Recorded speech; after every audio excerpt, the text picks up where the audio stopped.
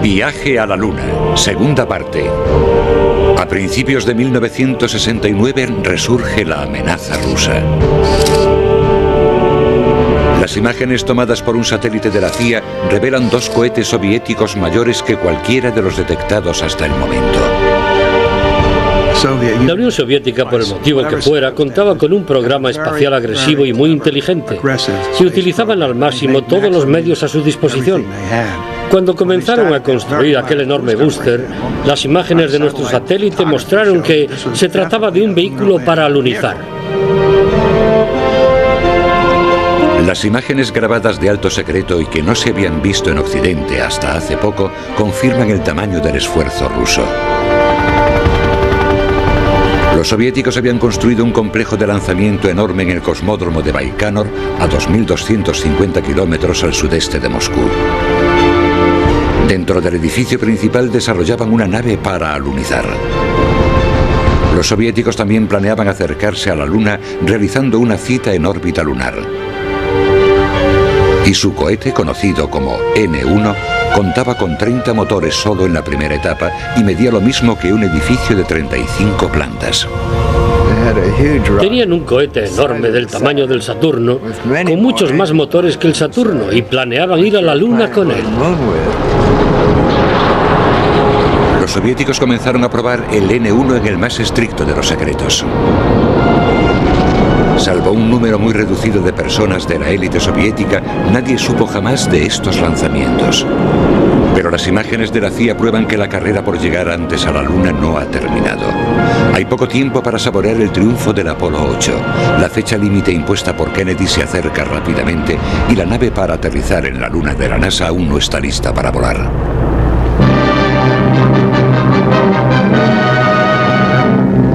This strange device is one that Uncle Sam hopes will make history.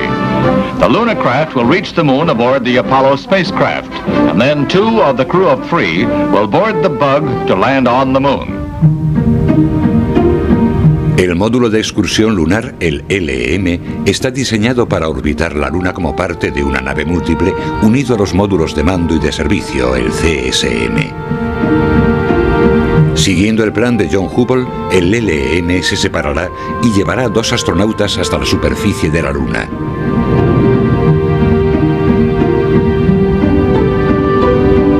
La etapa de ascenso del LEM los devolverá al CSM y regresarán a la Tierra.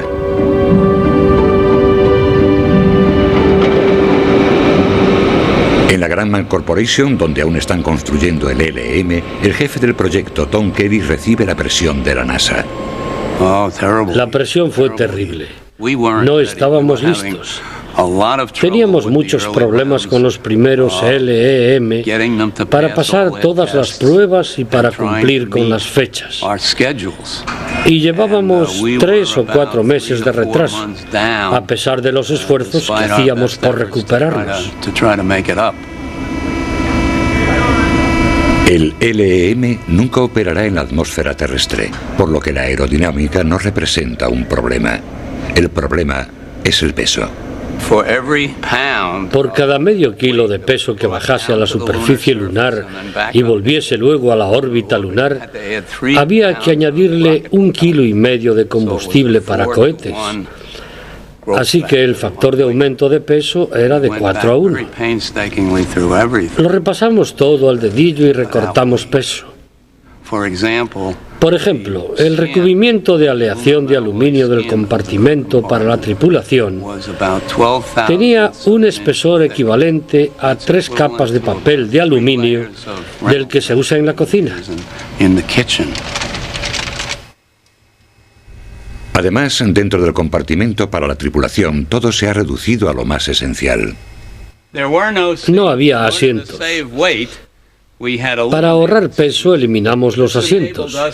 Esto nos permitió acercar al piloto más a la ventana, lo que a su vez nos facilitó reducir el tamaño de la ventana sin perder el campo de visión del exterior.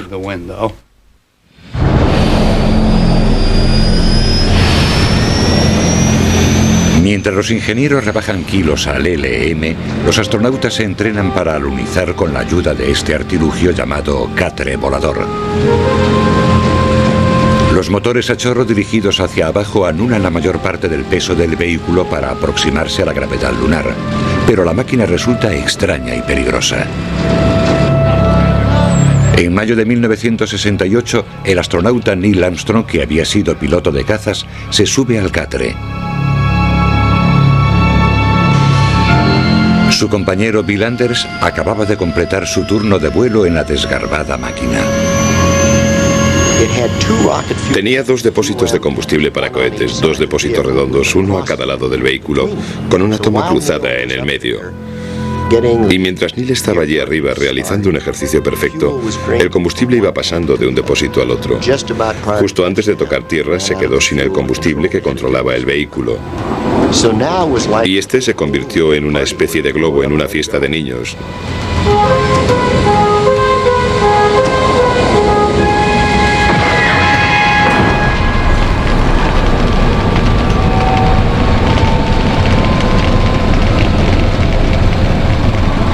Armstrong consiguió eyectarse justo a tiempo. Pero los paracaídas no sirven de nada en la Luna porque no hay aire. El módulo de aterrizaje debe funcionar a la perfección. Y el lugar de aterrizaje no debe esconder ninguna sorpresa. La superficie de la Luna parecía ser bastante lisa desde el ventajoso punto de observación del Apolo 8. Había muchas llanuras anchas y planas, donde el LM podría posarse sin problemas. Pero los primeros planos enviados por las ondas contaban una historia muy distinta. Cráteres profundos, montañas elevadísimas, piedras más grandes que casas formaban parte de aquel paisaje. Un científico advierte que el LM podría hundirse bajo una espesa capa de polvo lunar. El lugar de aterrizaje debe ser elegido con gran precisión y a una distancia de 350.000 kilómetros. Esta tarea se le encarga a 2 geólogos que por entonces acababan de graduarse, Farouk Elbaz y Jim Head. Uno de los principales problemas era que al aterrizar incluso en una superficie lisa al borde de un cráter, algunos de esos cráteres tenían laderas de hasta 10 y 15 grados de inclinación en el interior. Y claro, el módulo lunar al aterrizar se inclinaría y continuaría deslizándose. Eso era algo que nadie quería que ocurriese porque en ese caso no podrían despegar de la Luna. Había muchos tipos diferentes de problemas. No estoy seguro de que aquí el aterrizaje resultara seguro. Otro problema era ocuparse de las enfrentadas expectativas de la comunidad científica y los ingenieros de la NASA. Los ingenieros quieren llevar a alguien a la Luna y hacerlo regresar a salvo, y los científicos dicen, alto, vamos a ir a la Luna. Lo más importante estará aquí, ¿cómo llegaremos hasta ahí? ¿Y por qué tenemos que aterrizar en este sitio tan aburrido? Mirad qué montañas, imagínense lo que es decirle a un ingeniero, no queremos aterrizar en una superficie llana, sino en la ladera de una montaña. Claro, ¿y qué más? Ganan los ingenieros. El primer intento de aterrizaje se realizará en el límite de una amplia zona conocida como Mare Tranquillitatis, el mar de la tranquilidad.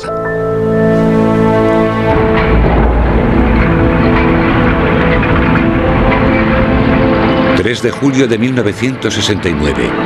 Mientras el Apolo 11 avanza poco a poco hacia la plataforma 39A, la carrera espacial termina de repente convertida en una bola de fuego.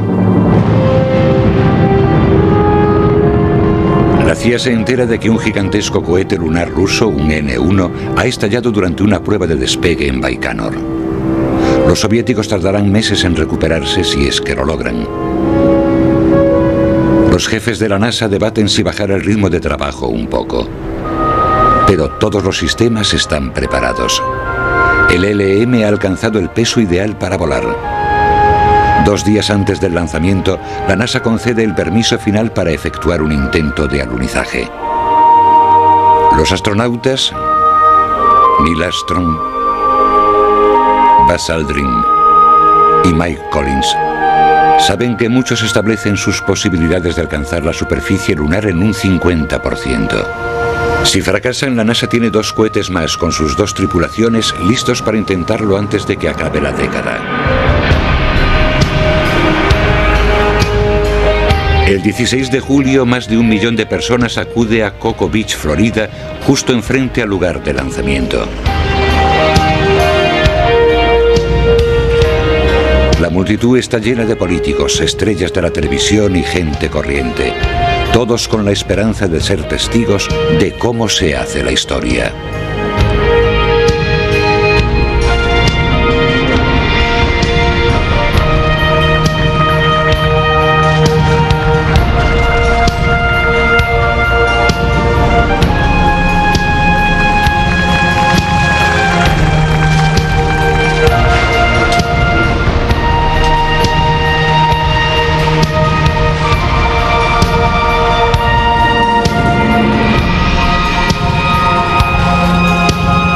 T-minus 15 seconds. Guidance is internal. 12, 11, 10, 9. Ignition sequence start. 6, 5, 4, 3, 2, 1, 0. Liftoff. We have a liftoff. 32 minutes past the hour. Liftoff on Apollo 11.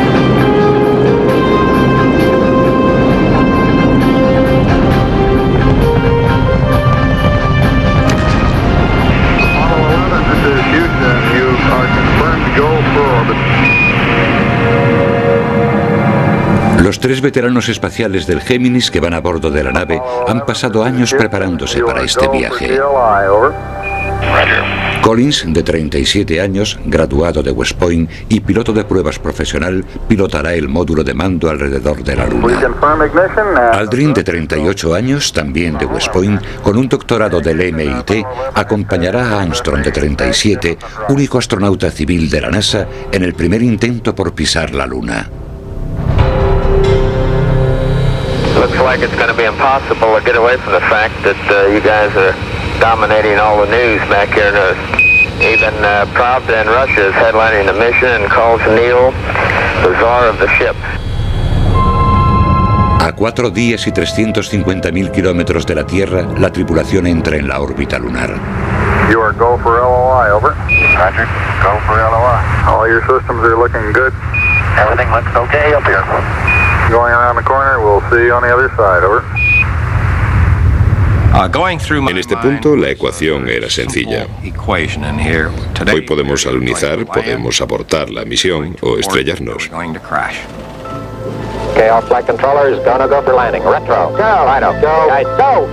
A 112 kilómetros por encima de la Luna, Armstrong y Aldrin desacoplan el LEM y comienzan a descender.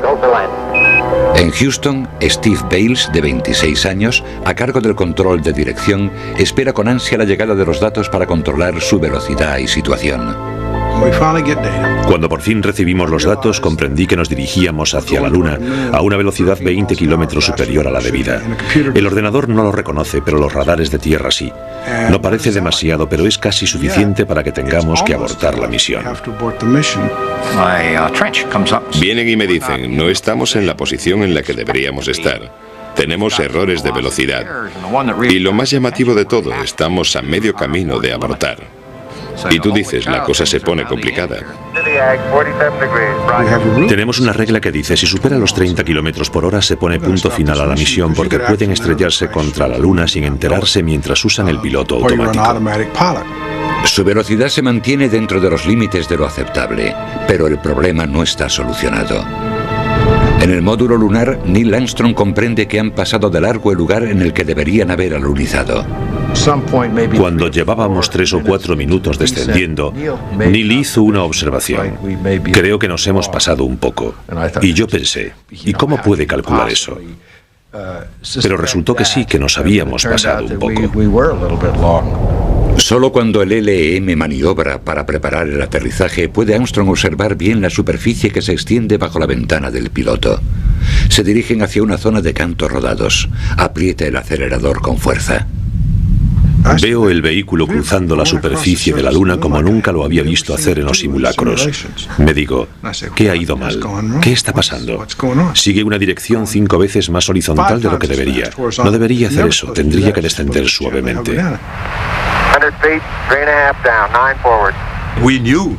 Sabíamos que no iban a aterrizar donde deberían. Habíamos trabajado tanto tiempo en el lugar exacto para que el aterrizaje fuese seguro y tuviese éxito. Y allí estaban ellos, aterrizando en otro sitio. Y nosotros no teníamos ni idea de dónde aterrizarían al final.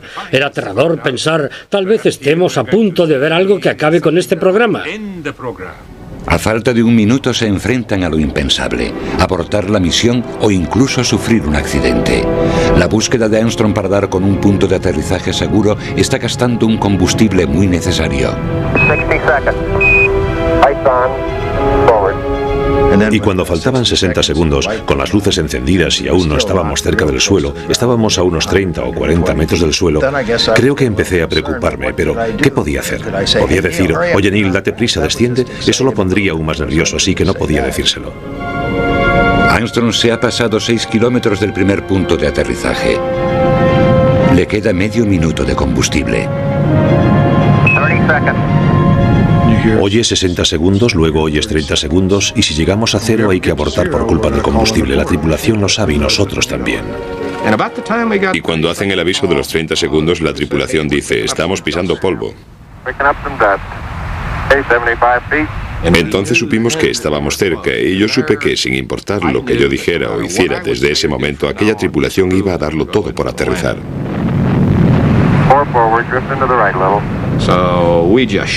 En tierra nos callamos por completo y solo les advertíamos de cómo iba el combustible. Y el combustible descendía cada vez más. Por fin oímos luz de contacto. Contact light. Okay, engine stop. We copy you down, Eagle. Y entonces dice algo que nunca olvidaré. Houston, Tranquility Base here. The Eagle has landed. Yo no sabía qué era eso de base tranquilidad. Nunca habían usado ese término en los simulacros. Siempre se llamaban a sí mismos Águila. Y pensé, ¿qué es eso de base tranquilidad? Y luego pensé, qué nombre tan maravilloso. Y todo eso en el plazo de 2 segundos. Roger, Tranquility, we copy you on the ground. You got a bunch of guys about to turn blue. We're breathing again. Thanks a lot. Jim Kranz no tiene tiempo de recuperarse. Debe decidir rápidamente. ¿Está segura la nave en el lugar en el que se encuentra o debería la tripulación despegar inmediatamente de la superficie lunar para reunirse con el módulo de mando? Tuvimos que repasar la nave a toda velocidad, asegurarnos de que era segura, de que estaba bien situada, de que los sistemas de combustible no habían sido afectados por alguna piedra que pudiese haber quedado bajo la delicada base de la nave. Y todo eso a toda velocidad. Y después de unos 2 minutos ya es demasiado tarde, porque si despegamos después de 2 minutos de un aterrizaje normal, Mike Collins, que sigue dando vueltas, estaría demasiado lejos para que pudiésemos alcanzarlo en un plazo de tiempo razonable.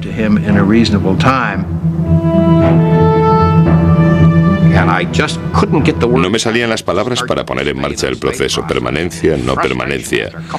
De pura frustración, después de 2 segundos, rompí en 2 el lápiz que tenía en la mano. Y me quedé nuevo.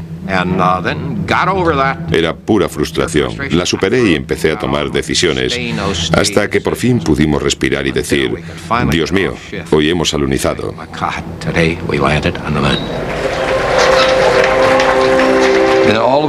Y de repente todo el mundo se dejó llevar por sus emociones. Se pusieron en pie y aplaudieron. Von Braun estaba sentado frente a mí, se giró hacia mí y haciendo una señal de ok me dijo, gracias John. Es el mayor cumplido que me han hecho en mi vida.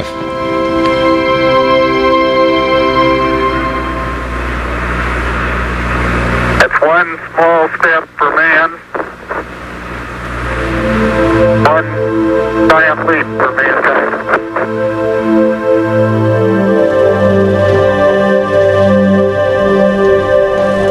El esfuerzo mayor y concentrado de la ciencia y la ingeniería desde la construcción de la bomba atómica ha dado sus frutos.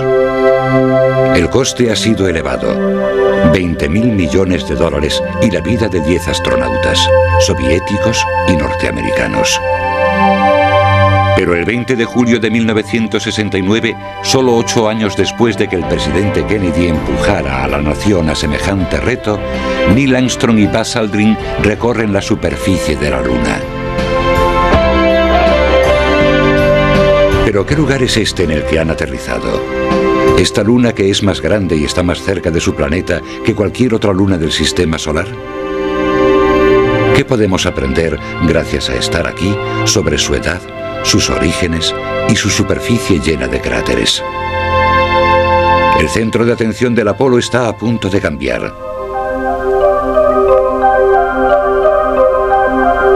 Armstrong y Aldrin recogen valiosísimas muestras de la Luna que sellan de inmediato en cámaras herméticas. Las primeras muestras de otro mundo. Por entonces yo era científico del Departamento de Inspección Geológica de los Estados Unidos, uno de los elegidos para estudiar las muestras. Han pasado 30 años, pero aún recuerdo la emoción de venir aquí e ir sacando los pedazos de material. Cuando llegaron las piedras fue asombroso, porque las piedras que Neil había recogido resultaron ser de basalto, y no tenían unos pocos miles o cientos de miles de años de antigüedad, sino que tenían 3.700 millones de años, más años que cualquier piedra de las halladas en la Tierra hasta aquella fecha. Los basaltos como estos se forman al enfriar la lava. Sus agujeros son burbujas formadas por la salida de los gases.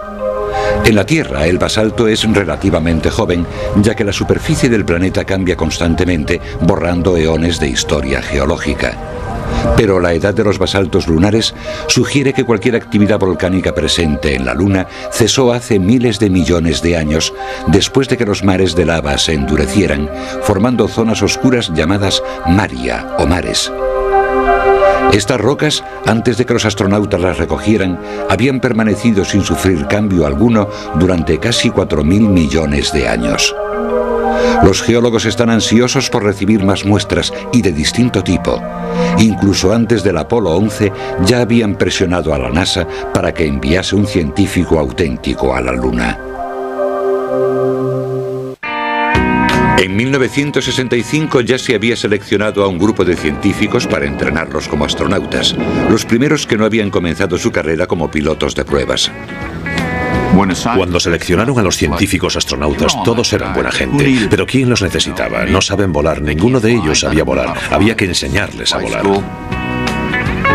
Nos parecía que lo único que hacían era robar espacio. No cumplían los requisitos que para nosotros eran esenciales, es decir, ser piloto de pruebas. Un piloto de cazas atrevido, ágil y en forma. Había 2 médicos, 2 ingenieros, un físico y un doctor en geología al que los astronautas apodaron Doctor Roca. Me presenté voluntario porque así podría llevar mi ciencia y mis intereses a la Luna. A Jack le llevó mucho tiempo superar la preparación de vuelo. Recuerdo que decíamos que si Dios hubiese querido que el hombre volara, no habría hecho a Jack Smith. Eran buena gente, muy inteligentes, pero estaban hechos de otra pasta. También nos parecía que de alguna forma afectarían a nuestra postura oficial, que era una especie de antidoctores o anticientíficos. Éramos astronautas, podíamos ser todo aquello que quisiéramos ser. Éramos un tanto arrogantes, de eso no hay duda, y por cada científico que subiese a bordo, uno de nosotros se quedaría en tierra. Smith nunca sería aceptado por completo en la fraternidad de los pilotos de pruebas, y ni él mismo esperaba llegar a la Luna algún día. Pero usó todos sus recursos para empujar a la NASA a animar y aumentar su adiestramiento en geología. Tenía la impresión de que los pilotos astronautas se aburrían, que aquello no les interesaba demasiado. La mayoría de los astronautas odiaban la geología, no querían ni acercarse a un geólogo. Porque los primeros cursos de geología que les dieron fueron en un aula con un microscopio delante y secciones de las muestras, y les hicieron aprenderse las fórmulas químicas de unos minerales que no volverían a ver o a utilizar en la vida. Decían entre ellos, nunca tendremos que coger un condenado microscopio y mirar este rollo, ¿por qué demonios lo hacemos ahora?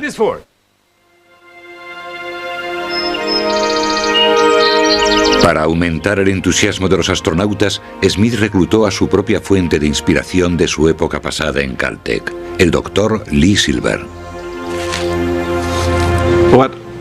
Al principio intentaba convencerles de que podrían realizar importantes contribuciones a la ciencia.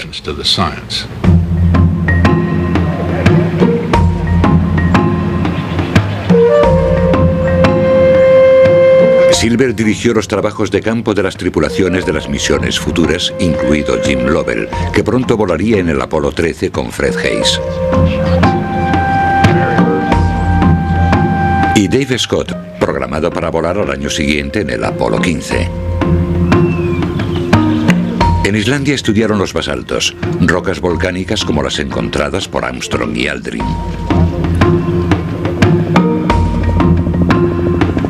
En Meteor Crater, Arizona, hallaron muestras de una especie de piedra comprimida y fragmentada llamada brecha. El hallazgo de brecha en la superficie lunar demostraría que los enormes cráteres de la Luna se formaron no a partir de volcanes, como muchos habían creído, sino a causa del constante bombardeo de los impactos de meteoritos.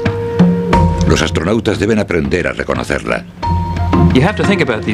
No podemos pensar que se trata de un grupo de no graduados en el tema que salen a hacer un viaje de campo para estudiar geología. Son personas muy motivadas, pero también muy competitivas. En poco tiempo se convirtieron en alumnos muy motivados porque comprendieron que no iban a ir a la Luna solo para recoger un par de piedras, que iban a estar en la Luna durante 7 horas y que la primera impresión solo dura 30 segundos. Era necesario saber geología para no quedar como un estúpido.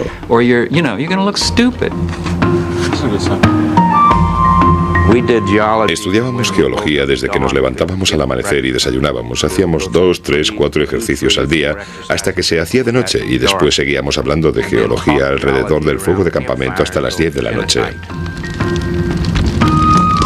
Fred Haise y Jim Lovell se entusiasmaron tanto con la geología que como lema del Apolo 13 eligieron Ex Luna Scientia, de la Luna conocimiento, y decidieron aterrizar en una zona montañosa muy distinta al terreno llano donde habían aterrizado el Apolo 11 primero y después el Apolo 12. Sabíamos que el material podía ser distinto al de las zonas llanas. Sabíamos que había proyectiles volcánicos en la superficie que queríamos recoger, porque podrían decirnos muchas cosas del interior de la Luna. 2 días después del despegue, el módulo lunar Acuario, acoplado al módulo de mando Odisea, se acerca a la Luna. Todo marcha a la perfección. Se ha convertido casi en una rutina. Los viajes de ida y vuelta a la Luna suelen ser muy tranquilos, casi aburridos, la verdad. La tripulación repasa los listados, etcétera, etcétera. Tenían un día de la televisión en el que la tripulación mostraba la cápsula a todo el mundo. Ya estaba terminado, lo estaban asegurando todo y preparándose para dormir.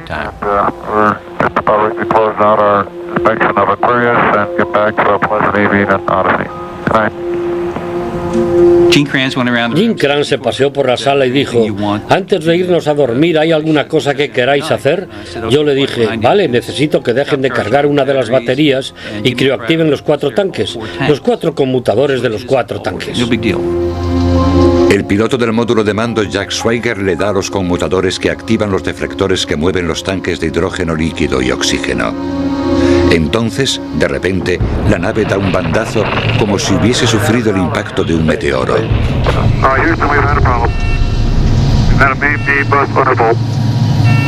Y se produjo una combinación muy extraña de sacudida y movimiento inicial, además de un sonido que reverberaba por todo el casco.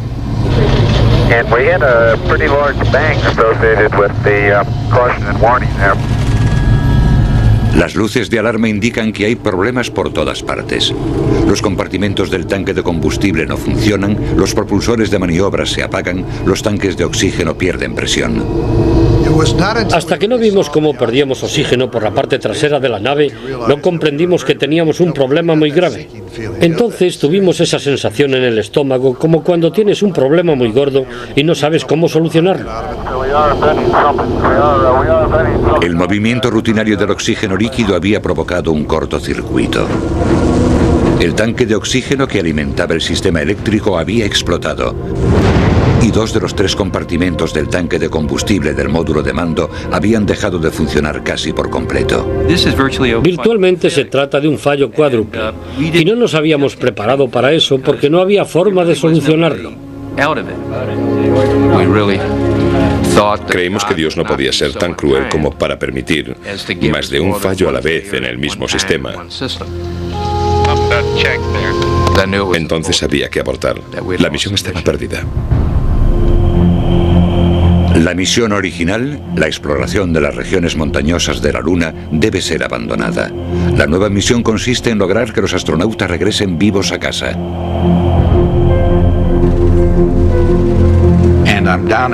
Yo estaba en el Cabo. Me despedí de los chicos y los vi despegar. Después me dirigí hacia Houston y entonces me enteré. The Apollo 13 spacecraft has had a serious power supply malfunction that could cause the lunar landing mission to be terminated early. Me sentí decepcionado, sin duda. Al principio de un experimento trabajas con gente muy buena y estás entusiasmado, pero hay prioridades. A mí me preocupaba la tripulación. Eran las personas con las que trabajaba. El suministro de energía del módulo de mando está casi agotado. Pronto su ordenador, luces e indicadores dejarán de funcionar. Desde tierra indican a Lovell, Hayes y Swigert que utilicen el módulo lunar como salvavidas. We figure we've got about 15 minutes worth of power left in the command module, so we want you to start getting over in the LEM and getting some power on that. El LEM cuenta con su propio suministro de energía, pero está diseñado para 2 personas durante 45 horas. Ahora serán 3 y faltan al menos 90 horas para llegar a casa. Control de Tierra decide que deben continuar orbitando la Luna y aprovechar la gravedad lunar, que los impulsará de vuelta a la Tierra. Después, para llegar a casa antes de que se les agote la energía, deberán acelerar su estropeada nave encendiendo el pequeño motor de descenso del LEM, una maniobra extremadamente crítica que nunca ha sido probada. Desde tierra comenzaban a enviarme instrucciones. Mis 2 compañeros estaban conmigo en el módulo lunar y entonces los miré. No estaban prestando ninguna atención. Los 2 tenían las cámaras de fotos en la mano y me dijeron, ya que vamos a pasar por la cara oculta, queremos hacerle fotos. Y yo les dije que si no llegábamos a casa tampoco podríamos revelarlas. Jim, you go for the burn. Go for the burn. Roger, understand. Go for the burn. Y funcionó. Ground confirms ignition. Burning 40%. Pero en cuanto acabamos lo apagamos todo. Solo dejamos la radio y un pequeño ventilador porque teníamos que ahorrar energía. Hacía mucho frío y había mucha humedad. Yo creo que entre 1 y 4 grados centígrados. Yo empecé a tener escalofríos y fiebre. Eso no me incapacitaba, no me impedía funcionar, pero se añadía lo incómodo de la situación. Durante 3 días, Lovell, Swigert y el enfermo Hayes se apiñaron en el helado módulo lunar. Poco más podían hacer que esperar y rogar que el escudo térmico para la reentrada no hubiera sido dañado por la explosión. Pero cuando se acercan a la Tierra, surge otro desastre en potencia. Cuando nos seguían desde tierra se dieron cuenta de que no estábamos dentro del curso de regreso libre. Y el curso de regreso libre es un trozo en forma de cuña de 2 grados en el que hay que entrar con respecto a la atmósfera de la Tierra. Estábamos por debajo de él, lo que nos llevaría a no entrar en la atmósfera, a rebotar en ella y adiós. Por lo que tuvimos que hacer otra maniobra. Pero no teníamos ordenador, nuestro sistema de guía tampoco funcionaba, ni el piloto automático. Tuvimos que hacerlo calculando a ojo de buen cubero. Lovell y Hayes establecen el curso a ojo apuntando hacia la Tierra y encienden los propulsores a mano para controlar la dirección de la nave. Swigert controla el tiempo de ignición del motor principal con su reloj de pulsera. La corrección del rumbo parece haber funcionado. ¿Pero resistirá el escudo térmico? Durante la reentrada siempre se produce un silencio en las comunicaciones que dura en torno a 3 minutos, mientras la nave se calienta hasta alcanzar los 4.425 grados centígrados. Pasan 3 minutos y luego 4. El largo periodo de silencio nos afectó. Fue la primera vez que me levanté y dije, algo no ha salido bien. E inmediatamente recogí velas y dije, no, tiene que ser algún tipo de aberración comunicativa. Tiene que haber algún problema de comunicación. Esta tripulación volverá a casa.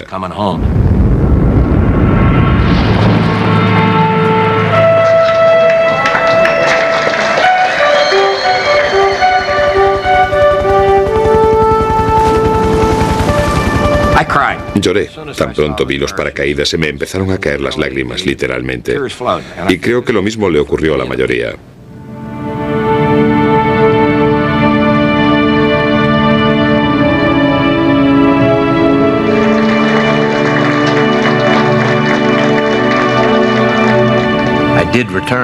Regresé, volví de la misión.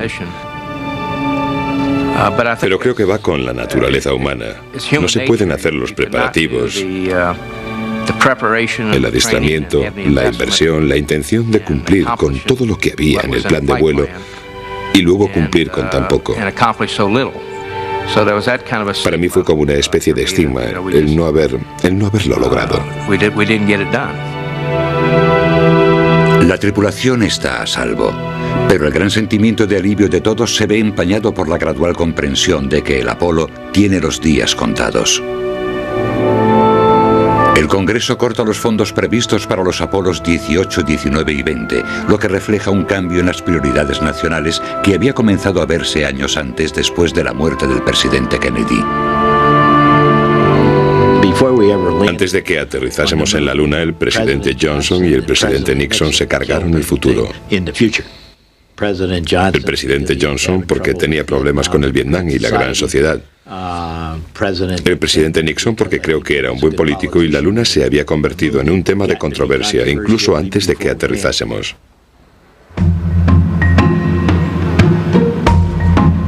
Los científicos están decididos a recoger todo cuanto puedan de los últimos vuelos del Apolo.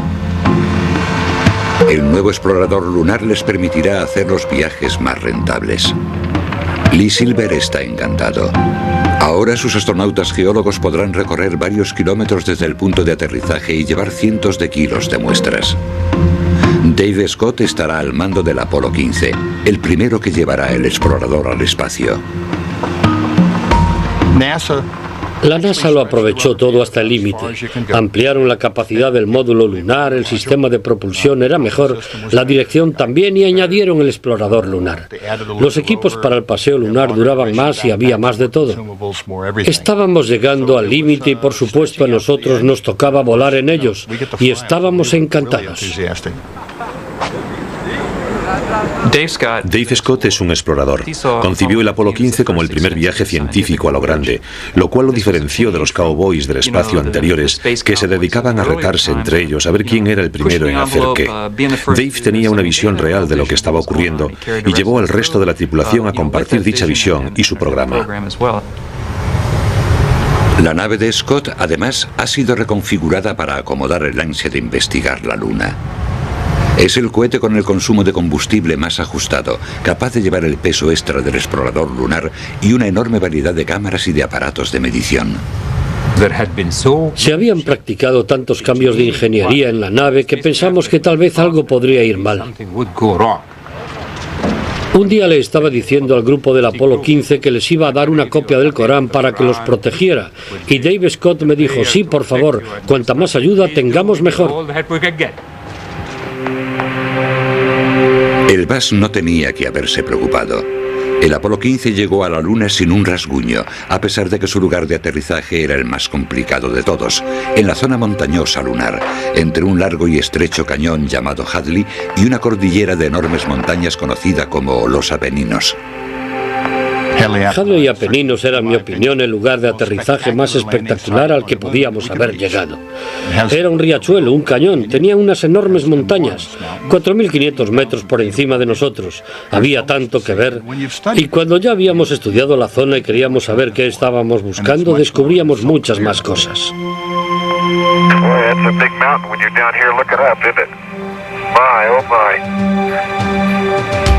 Oh, look at the mountains today, Jim, when they're all sunlit. Isn't that beautiful? It really is. By golly, that's just super. El punto de aterrizaje Hadley y Apeninos está situado cerca del cráter Imbrium, tan grande que puede verse desde la Tierra. Los científicos creen que el cráter fue formado por el enorme impacto de un meteorito cuando la Luna era joven. Aquella catastrófica colisión debió lanzar hacia arriba piedras del interior más profundo de la corteza lunar. Los geólogos Jim Head y Lee Silver, pegados a sus pantallas de televisión de Houston, esperan que el Apolo 15 se encuentre en un buen lugar para hallar restos de esta antigua materia llamada anortosita.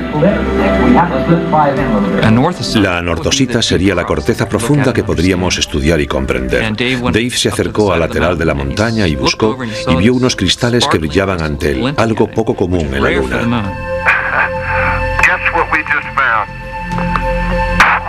what we just found. I think we found what we came for. Crystal and rock, huh? Yes, sir. You better believe it. As a matter of fact,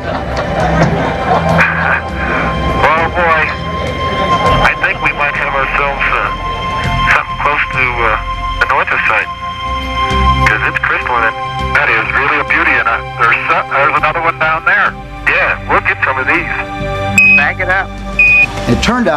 Resultó ser una muestra de la corteza original de la Luna, formada 4.000 millones y medio de años antes, justo después de la formación inicial de la Luna. La anortosita que Dave Scott se trajo de vuelta es la joya de la corona de la exploración lunar. Es la muestra más antigua jamás encontrada. La prensa la bautiza como la piedra del Génesis. Su sorprendente edad y su composición, junto con las evidencias ofrecidas por las demás muestras lunares, llevaron poco a poco a la creación de una teoría totalmente nueva acerca del origen de la Luna. Hace 4.000 millones y medio de años, la Tierra fue golpeada por un asteroide del tamaño de Marte. Dicho impacto gigantesco puso en órbita una cantidad ingente de materiales que se fundieron formando la Luna. La teoría, ridiculizada al principio, pero ahora ampliamente aceptada, fue desarrollada por el científico planetario William Hartmann. El propio Apolo unió la historia de la Luna con la historia de la Tierra. Y eso nos hizo comprender que vivimos en un sistema, que no vivimos en un planeta aislado, sino que tenemos un vecino. Y dicho vecino tiene archivados los primeros tiempos de la historia del sistema, porque aquí prácticamente no existe la erosión. Y la Tierra atesora la última parte de la historia del sistema. Pero si sumamos ambas tendremos la historia completa. La presencia de la Luna cambió la Tierra muy profundamente. Su fuerza de la gravedad estabilizó el fluctuante eje de rotación de la joven Tierra, estableciendo las condiciones para que surgiera todo aquello que hoy damos por sentado en nuestro planeta. Temperaturas moderadas, agua líquida, mareas y la propia vida.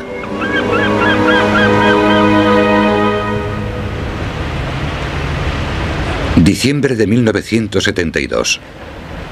Después de 7 años de debate interno en la NASA, un científico irá a la Luna. El geólogo Jack Smith volará en el Apolo 17 con el comandante de la misión, Gene Cernan. Se ejercía una presión enorme desde la comunidad científica para que un científico volase en un Apolo antes de que todo acabase. Jack nunca aceptó un no por respuesta. Se convirtió en un grano en el trasero de mucha gente. Y Dick Slayton, nuestro jefe, recibió instrucciones que decían que Jack Smith volaría en una misión del Apolo, y ya solo quedaba una, el Apolo 17.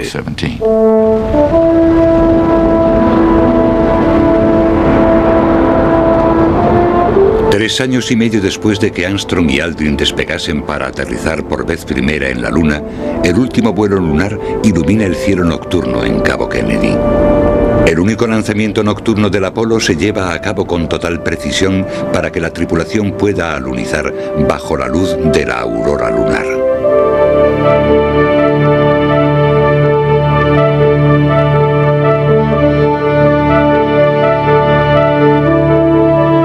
Okay, stand by for pitch over. Oh, are we coming in? There it is, proceeded. And there it is, Houston, there's Camelot. Wow, target, I see it. We got them all. El lugar de aterrizaje de Cernan y Smith es un valle profundo y misterioso situado entre los montes Taurus y el cráter Littrow. Contact. Okay, Houston, the Challenger has landed. El astronauta y el geólogo no solo están en la Luna, están en la gloria. I was strolling on the moon one day. In the merry, merry month of December. Estábamos en un valle más profundo que el Gran Cañón, de una variación geológica extraordinaria, y que por fin tendremos la posibilidad de explorar. Es el mayor paraíso del geólogo. Cernan y Smith no tienen tiempo para hacer turismo. Casi cada minuto está planificado al detalle, con experimentos y recogida de muestras. Here's a nicely structured rock that we probably ought to work on. There's a lot of lineation in some of that white material, Jack. Probably the breccia, it's got a little dust covered. Look at where the contact between the gray and the... right, and it's on both sides. Oh, hey! There is orange soil. I can see it from here. It's orange. Aun cuando tropiezan con un descubrimiento inesperado, deben racionar su tiempo muy cuidadosamente. It's still orange. Sure is. Leave it a certain time regardless of what we got. Crazy. Guys, we don't have that much time. I know, Bob. I know. Tienes que irte de la Luna en un momento concreto y antes tienes que hacer todo lo posible. Y debes superar la frustración que te produce el hecho de no tener tiempo suficiente para hacer todo aquello que desearías hacer. Después de 3 días de EVAs de 7 horas, Smith y Cernan han recogido casi 100 kilos de muestras. Y han agotado casi al completo sus reservas de oxígeno y de agua. Gene's finished with the core tube, then we should be able to go.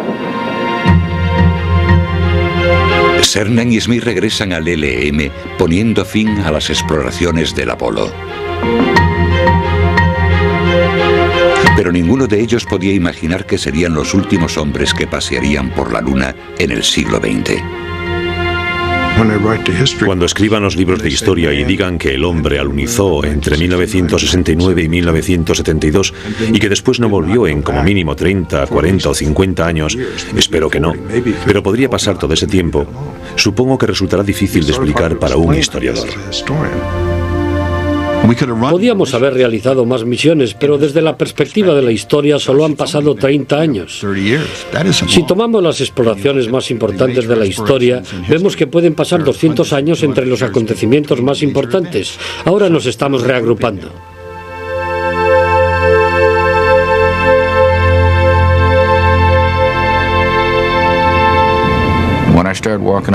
Cuando comencé a subir aquella escalerilla lo comprendí, se acabó.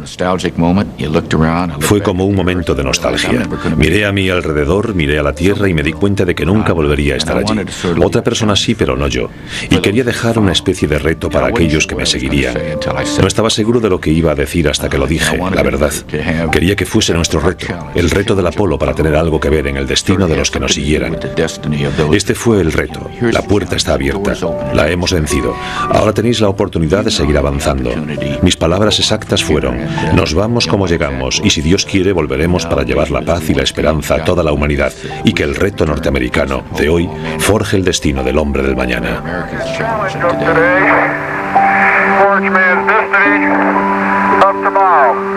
Godspeed the crew of Apollo 17.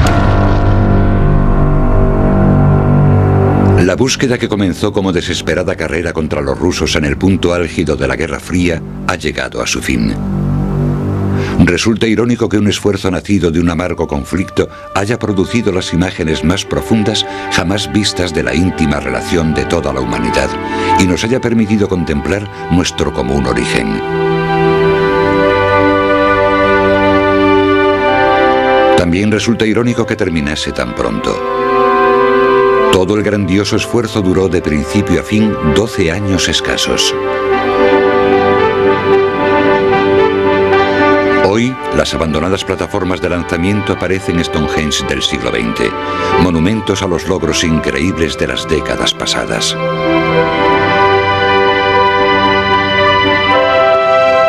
Seguro que el hombre regresará a la Luna y se aventurará a ir aún más allá. Pero en el nuevo milenio, lo más probable es que sean empresas privadas o incluso la curiosidad científica las que realicen el esfuerzo. Pero a donde quiera que vayamos en el universo, aquellas primeras visitas a otro mundo realizadas entre 1969 y 1972 siempre vivirán en el recuerdo de la humanidad como el primer capítulo de la gran aventura.